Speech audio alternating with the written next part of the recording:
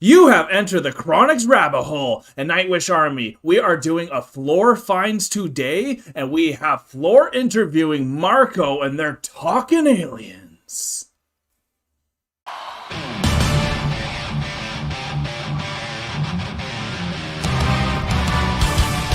We have only seen Floor speak to Simona on the floor find so far, so this is our second in the series. Very excited because we loved the first one. Marco is amazing. They are not together in a band anymore, so this is awesome just to hear them talk out right now.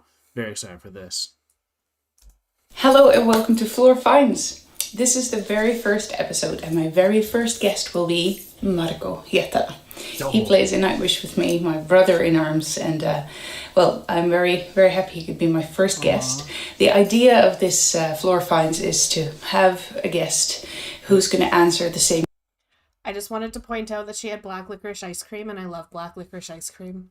Yeah, that's a very unique flavor that I don't like myself, so that is unique. That's super unique that she has a black licorice ice cream. Made me happy. The question is I'm going to answer. So we're going to have a conversation about this. It can be music related, it can be nature related, it can be any topic. In this case, one of the questions that popped up online after I asked you guys who should be my first guest though, and what should I ask, was a question about aliens. Is there life in outer space? That's so cool. This was not specifically for Marco, but I know that he is very interested in this topic. He's been reading all kinds of scientific research about this, plus he's into science fiction. So I asked him this very question and resulted into a fantastic conversation. A little introduction about my first guest, even though I don't think he needs any. Marco plays in Nightwish much longer than I have been. From the get-go, we got along very, very well. We know each other since 2002. And fantastic bass player, fantastic vocalist, fantastic musician. He lives and breathes music. Fantastic stage performer too. So besides Nightwish, he's been playing tarot and done all kinds of projects really. But lately he even released his first solo album, which is called Pyre of the Black Heart. Totally worth checking out. So Marco Hietala. Here comes Floor Finds episode number 1. I think that's a must to check out some Marco solo. 100%. We will try to get that on the channel, y'all. Have fun. We're recording. So the question is, do you believe in aliens? Do you think that there's life out there? Right to it, eh? Okay. Yeah, this is a question that has no verifiable accurate answer at the moment, but the theories and the information is a lot. Yeah. Yes. In the past few days, there came out a research which defined that in the Milky Way, the galaxy that our solar system is a part of, would at the moment probably have like about 36 Earth-like planets at the moment. That might be upholding a civilization that could possibly communicate. That was the odds that they made, like with the latest information of chemical physics processes, how the planets are forming, their ages of stars and all that. Because when we're talking about aliens and civilizations and life forms, for them to be sophisticated enough, the evolution would have to be pretty much simultaneous so that they would be sophisticated enough to communicate with us. And then again, we know that the life of the universe is billions and billions of years, about at least triple of the time that we've had planet Earth. And so these other civilizations could shoot us by with millions of years, just as easily. And we'd never hear about each other if they moved on into godlike ascendant existence somewhere else. And the earlier ones, of course, we wouldn't hear anything because they would communicate by pounding rocks to wood. Yeah. So here's the problem with the communicating with civilizations. But then again, the other end of the thing is that, for instance, here in our solar system, we have the Jovian moon, Europa, which is covered by about 20 kilometers of ice on the in some places that they theorize about. And underneath, we should have a liquid ocean of water, possibly hundreds of kilometers deep. Liquid water means potential for life. Oh, yes. And therefore, there is a possibility of parallel evolution even in our own solar system, or there is possibility that this life contaminates other places throughout even vacuum of space, which is not so vacuum as we've thought about it. It's full of stuff and particles and gases and clouds. And there are some very, very sturdy organisms that can handle radiations, that can handle freezing themselves off into close to absolute zero. Yeah, right here on planet Earth Yeah. too, right? Yes. Even on Yeah. Earth, exactly. Basically, even any comet strike to Earth, the one that destroyed dinosaurs, for instance, would spray clouds of dust and the microbial life also out to space. Wow. That would happen also on the other planets that would possibly produce life. So I like that. is there an original contamination that we are part of that came from another planet? That's possible as well. So here's my... Yeah. Literally, we were just talking about this. We were. We were just talking about this. That's hilarious. I didn't plan this. I did, but like... It's really cool because the way he answers the questions are very intelligent. Like, he has all the information. What knowledge, what time he Yeah. has spent, and this is a true passion of his, and what an awesome question to just get right in because she knew. Just right in. She's like, I know this question is for Marco. Yeah, look at that smile, eh? Here we go, y'all. Hope you're all smiling. Are both science fictional and science based in a nutshell. Take your pick, but I do believe that it would be exceptionally arrogant to think that we're the only ones. I totally agree to that. That am would have been arrogant my sometimes. answer. Like, I'm not as well into this Sorry. material as you obviously are. I know that from you that you like the theme and both the actual science as science fiction. And I don't know how much is actually written in science fiction that starts to become more like an actual scientifically proven thing. Yeah. Well, Jules Verne in the 18th centuries wrote a book about guys who were flying to moon, and also guys who were doing trips under the seas with a submarine. Yeah. 20,000 Century leagues later, it under was the all sea. true. Yeah. It's interesting to think what is going to come. So what is your take, though, on if you think of the pictures, the images we found both at the old Mayan remains and in the pyramids in, for instance, you see images of things that are in the sky, plus the fact that pyramids are still, we don't know how they built them. Yeah, that's true. But of course, well, now there are theories, for instance, for pyramids, and I don't know what kind of sonic measurements they do these days. Equipment is getting more sophisticated, so the tunneling spiral is now one of the theories that they build it like first like go up and building the wall around it. That's one of the theories. Also, build up pictures that you can see only from the sky or from the mountaintops. Yeah. Also, if you go to some nearby places. Well, there are a lot of people are talking to gods these days too. That's true. Yeah, but it's funny that throughout all the centuries, it's up there. Why would a god be up there? Why would it not be right in front of us, or why would it not be in the ground, for instance? Well, Light comes from the ground. Why wouldn't a god be? Sky is full of mysterious and magnificent things and storms and blah, blah, blah, and all that, and eclipses and stars and wondrous things that we cannot touch. Yeah, that must be it. Yeah. Yeah. Cannot touch its biggest thing that we can verify with our eyes.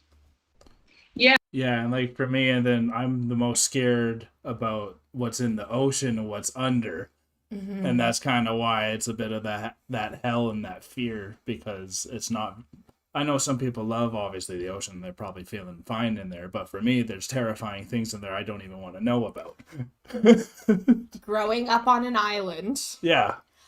I can only go so far into the ocean. Yeah. And then I refuse to go farther because I know there are sharks in the water, and that's not the scariest or biggest thing Yeah. around the island. And speaking of different life that they found on Earth, just what he was mentioning, Mhm. actually around the island we grew up around, they actually had underwater volcanoes Right? that circled the island. And they're like very, very small, like little siphons, but they released sulfuric gas, which actually had a sulfur-based organism that Okay. could live in a mini or micro ecosystem just around that That's hilarious. spout. Yeah. Yeah. Right? And Yeah. it couldn't go anywhere else, and they Yeah. were shrimp But it's specifically. living there still. Living there. Yeah. So like those, I remember learning about that when I was really young because it was about like our ecosystem. Yeah. And learning that that was an alien type thing as well to us because No alien just kidding it means is. different, Yeah. strange. If we went to another planet, we would be the aliens. Yeah. We were. Right? So I like what he says, and like maybe some of that Yeah. debris came onto our rock, and then that's what started going here too. Mm-hmm. So like, it's really thought-provoking ways he's thinking. I and would they're love just to just amazing. have a conversation with him like Flores now. Oh yeah, what a Just lucky be able girl. to talk to him. Oh my god. No wonder they His hit it off brain. right off the bat, eh? Yeah. That's someone you have to have when you're traveling that much. Mm-hmm. You know what I mean? Someone who just has so much that you can talk about. Yeah. Oh yeah, he's what a guy. Here we go. Yeah, exactly. Mhm. It's an interesting concept. That it's funny though if you think of like aliens or like life from outer space. With every movie that they make, it usually is considered a threat. And then there are some brave scientists that are curious. It's the theme in that, but it would be so fantastic to see if there is indeed a life form that simultaneously evolved with us, or how cool would it be that is ahead of us, that it has been living on a planet that is 3 times older, as you described, or a solar system. Yeah, of course, there are things that, for instance, if we look at this day and think about what kind of measures with the coronavirus, we see governments taking. For instance, Chinese have been very effective because of the authoritative system. Mhm. So civilizations, races, and their cultures, we cannot really be certain. We hope that whatever we possibly meet in the future, if we do that they would be so sophisticated that they would appreciate life. Yeah, exactly, and not see us as a threat. Yeah, but then there are also like this kind of, we see that totalitarian system is effective also when we talk about civilization and race. And then there are also like, we are kind of an altruistic emotional intelligence at our best. Yeah. Mm-hmm. But then there are, for instance, if we talk about squids, like deep sea squids, which are, some of them are very intelligent animals, and they communicate by luminous skin cells and all that. Mm-hmm. And there seems to be like basic commands and words and sentences in these things that they passed on to each other. Amazing. But still, if this thing is so intelligent, if one of their crowd gets wounded, they ruthlessly cannibalize it alive. Yeah. Yeah, but that's maybe a human emotion, to think that is cruel. Maybe that is their ultimate way to clean up the mess. That's If they're true. wounded, they're not going to survive. So that's it then. It's also there that even though we're intelligent and emotional and hope for intelligence to be benevolent, we cannot be if we're seen as prey. That is something that science fiction writers are worried about. Being Because, seen well, as prey. Yes. Life, no matter what it is, no matter how sophisticated, we are the most sophisticated thing that we know, and we still kill to eat. I think I just wanted to get this out before I lose it. The altruistic, what he said about trying to be like a hero, that's like something I've fought my whole life, and I totally understand what he's saying about that with where humans are at, how you always just want to be that hero. But like, then the squid's literally eating the other one if it's What's really interesting dead. about what Floor said, Yeah. going back to how I'm a nerd and play World of Warcraft, or used to, for anyone who's read the books that also go with the video game, like I have, there was actually a comment in one of the books that took squids, Right.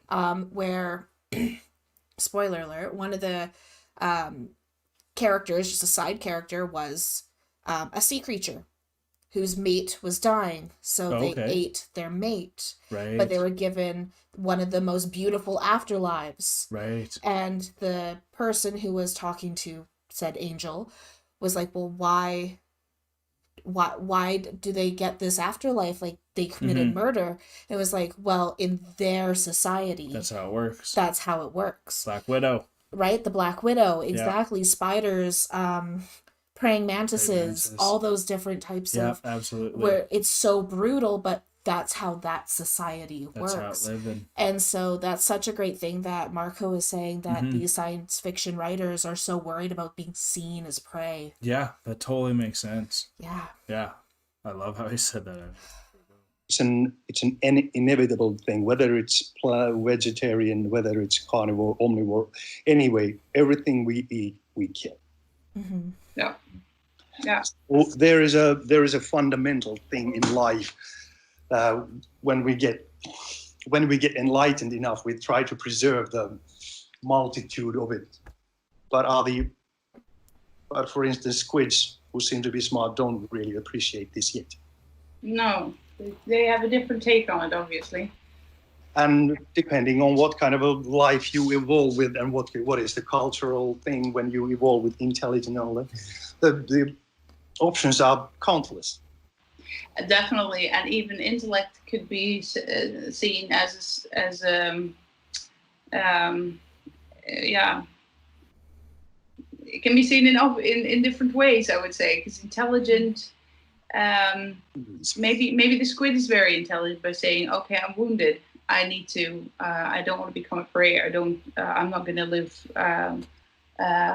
healthy anymore, and I'm not going to pass on my genes healthy, so that's it for me.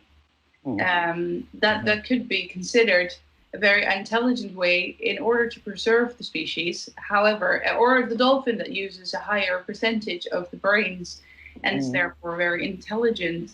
Would be nice to know if the squid that is wounded and knows it cannot survive is it voluntarily staying? He liked that thought. Yeah. That's true. Yeah, but if they communicate, maybe he just shows so much with his face when he's thinking. I love people like that. I could watch that for days. Would have cultural permission and not just personal opportunism. Oh, yeah. That's an interesting thing. Something for scientists to look at. I mean, I guess squids have been very interesting. I even read somewhere that we haven't really been able to determine where their DNA comes from.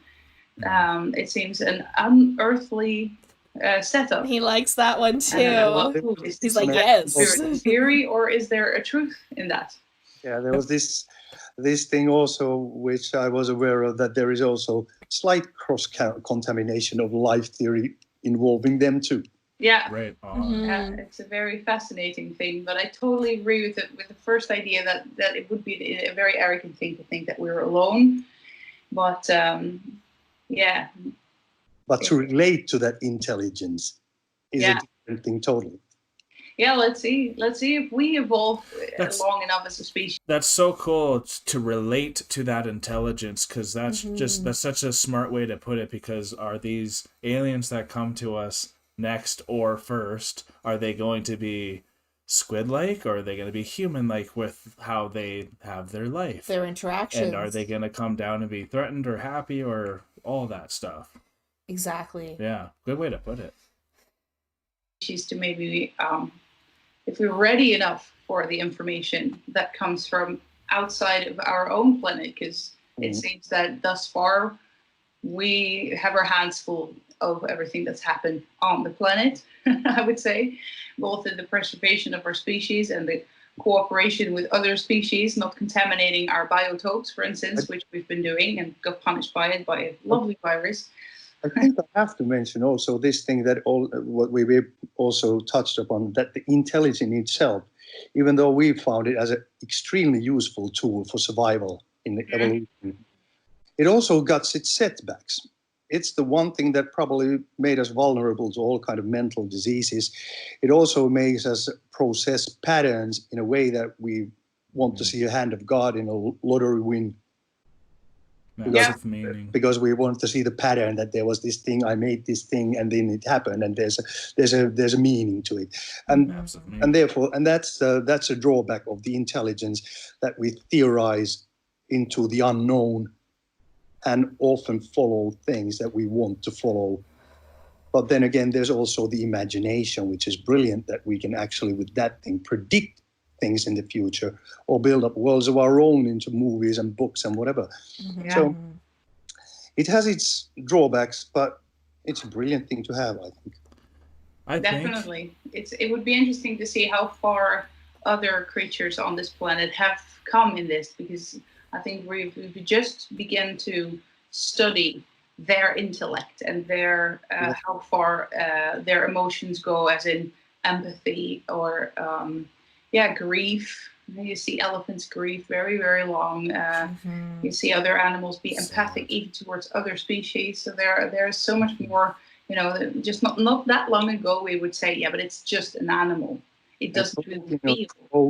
Croaking crows has also the same kind of patterns, and like our language, it's different syllables and sounds that by themselves have no meaning, but the way we've learned to string them up brings them to meaning, and when we string them up more, it brings them to sentences.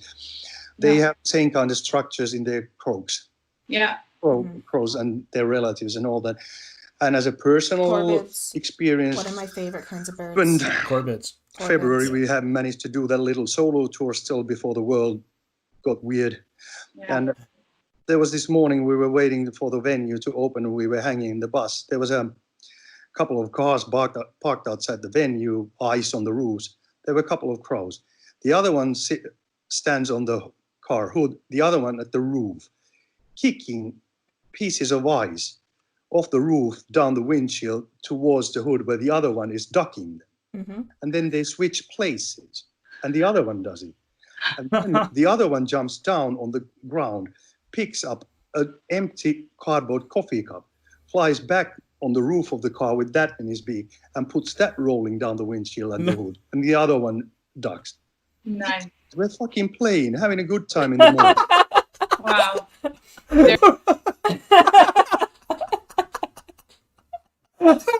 This guy. They're playing, having a good time in the morning. They're fucking playing. Just to add to this, so I love crows because you can befriend a crow, and it will be your friend for 20 years. They have very long lifespans. And so cool, right? But they will make you gifts and bring them to you with things that they find. Pretty amazing. If they like you, they'll like you. But crows also hold a grudge. Really, eh? And if you wake up every morning with bird shit on your car, you've probably pissed off a crow. No way. Yeah. They're that ruthless? They're that ruthless. Petty. They are petty. I love crows. No wonder I'm joking. I love you. Oh, thanks. There you go. And I saw it with my own eyes, and there were other guys there too. Look at those guys. They're fucking having a good time. Yeah, they are one of the most intelligent birds, for sure. And well, there you go. They enjoy playing. They can even interact on a level that they can play together, and that they've come up with a game that they repeat and do with each other. And even come with, hey, what about this then? We can play. Yeah, there is so much on this very planet that is almost alien to us. Because that's about at a 4-year-old level for a human. If you can pick a game, choose it, grab someone else, invent it as it goes on. That's some people have a hard time doing that as humans. So I would say to a lot of humans that there's a lot to learn of the splendor and intelligence and emotions Splendor. of animals. Well, I mean, people with pets, they already have quite a good idea Like a of peppy. that, but I think it goes beyond Yeah. cats and dogs and maybe the occasional rabbit. There's so much more there as well. Hey, just to wrap up this super nice talk, I was Super wondering nice. what you have been doing and what your plans are for the coming time until we can finally get together, not me in my room and you in your room in your house and separated, but what have you been doing and what are your plans? So far, getting to know our new little girl here, a little dog, Nadia, and then playing a lot of guitar, playing a lot of bass, singing a lot, writing a bunch of weird lyrical stuff, lots of weirdly humorous stuff coming out. Let's see if any good. Those are ways, like, very careful if they're any good. But yeah, it's been very peaceful. Shit thing is that we haven't been able to get to do the album songs live, as you very well know. But then peaceful times are something also that's been very good when I kind of got myself down and said, okay, I got to accept this. The world doesn't change no matter how much you want it to change. No, fair enough. You kind of settle down to this and just start living your life. It's been a very nice, unexpected sabbatical. Yeah. So I guess I'm one of the lucky ones. I know that there's a lot of people who's had this as a really troublesome time. The wages are going down and all that. And we've been blessed with a successful company that we've been able to kind of keep our wages going through this time. Yeah, that's a tremendous luxury. Lucky with that. Tremendous luxury. Very much so. Yeah, to not have to worry, and then to indeed sit back and, okay, I can't do this, so what else is there? It's great that creativity's been flowing so much in the both of us. House is in the better shape than it's been since Same here. I Get to do all those little things that you usually just Life don't. must be happy. Yeah, those are wonderful. You've been jumping in the lake a lot, you told me earlier. Yeah, Wonderful. I've been doing that. It's been nice. The water jet has been maintained, and so some of the younger generation has been racing across the lake already a few times. Wonderful. No broken ribs this time. No broken ribs this time.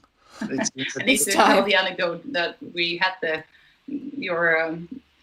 your super machine over at Röske for the Endless Storm's most beautiful recordings, and with the water jet in Röske, yeah. But it was me and Tero who were sitting on the alligator, pump alligator. Tuomas was driving. I told him that you cannot go over 30 miles an hour. That it's going to get dangerous. His nerve held. He said, I couldn't help myself. We go into this, I don't know, curve, and the alligator goes into the outer curve. So the centrifugal force puts us probably into something like 60 miles, and we fly. Tero screams, we're going to die. And I was laughing my ass off. Then I felt the heat goes woozy for a while. And, I'm alive. Then climbing on back, let's go back to beat. It's hard to breathe. Okay, cracked rib. The next 2 weeks at the rehearsals, very nice to sing. yeah, and all very heavy bass. Yeah, Thomas was very sorry. Okay, I couldn't hold myself. It was just too nice to drive the thing. I had to go faster. Okay. So now you know. Next thing happens. I think that Thomas and Troy were saying alligator. Mika is driving, and Thomas and Troy tell them, don't go over 30 miles. Guess what happens? I couldn't hold myself. It was just too fun to drive. Yeah. That's right in the That's day. when we had two band members with broken ribs because we just couldn't help it. It was nice for him to blow the pipes for a couple of next weeks. Exactly. Very nice. Yeah. Yeah. Yeah, for some reason we didn't have that alligator when we played Human Nature last summer. Yeah, and it wasn't that summer in Röske when we had those couple of mishaps, it was exceptional with the weather and everything. I mean, it was markedly warm. Yeah.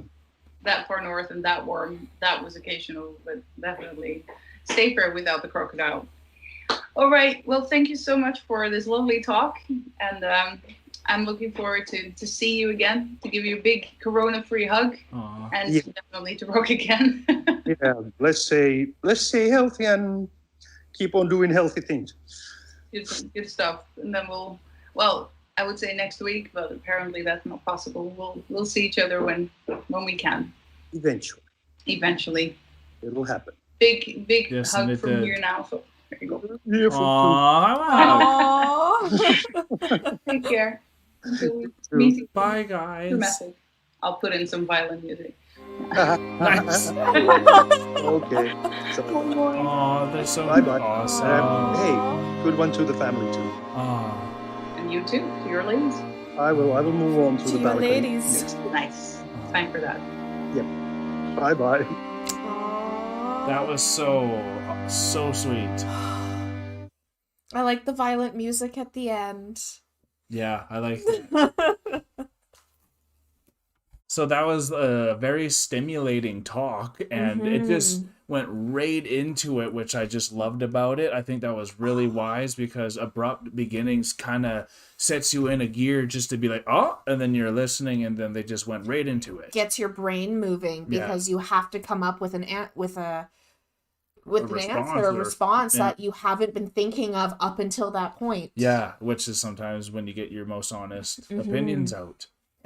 That's something we do, like, because the question asked of one of our premieres was, do you work well under pressure? Yes. I answered no. Fair. I do not work well under pressure. And that's because I'm always in my head thinking about all these different things and the ways that I can explain make it something. better. Is there, like, can you draw a picture and then just leave it? Or do you have to keep redoing it or something like that, right? I've never finished a picture. See, there you go. Never finished one. Yeah. But so getting right into it was fantastic. Smart. And he has so much knowledge and information to share. Yeah. Like, I just want to sit down and have a beer with him and chat. My God, and he's just so happy. He's so charming. He's so witty and, like, just such a good friend. And it was just, you could see why they clicked off the bat because their chemistry is unreal. Oh, You could just see it just flying, right? And that's like, she probably misses him a lot, even though things are going great. But I bet that was a hard one to lose because of how good of a friend he is. But it really makes me want to go check out his solo work and just see what else he's about, because so often I always forget he plays guitar just as well. This video, I've gained a whole new love and admiration for Marco. Yes, exactly. Than what I had before. And I already loved Marco before. But now I'm like, who is this person? Like, right? I just want to... What a unique character. Yeah. I also wanted to point out that he had his beard and... Looking beautiful. Looking amazing. Right. But it's to keep it in that position so it grows that way. Smart, maybe I gotta get that down so there. Like, to braid it. And so I wanted to mention that because I thought that was really cool because Kyle's been growing his beard out, so seeing how he styles his beard because he has such a unique tapered style, and then so that's actually something that I've been curious about when watching him perform. How's it stay there? How's it look so good? Yeah. And we've always asked that about Floor too. How do you get those spins and look so perfect after? Yeah. Every time. Like, literally full windmill, comes back, hair's still in the same position. I'm like, excuse me? But it's just crazy to see, like, everyone went through something during this corona, and you just see how, like, everyone had to change their game and reinvent themselves in those few years where you really couldn't go and actually hug the people that you wanted to see, which is, like, such a luxury if you think we didn't even have it for a couple years and now we just take it for granted. Like, make sure you're touching these people, like, just to think about that. Like, we used to complain that we couldn't. Oh, 100%. What was really interesting about what Marco had said is that he was fortunate to be in a good position, be in a good place. Yeah, like he has something that's making money, he can make money, and not everyone had that ability.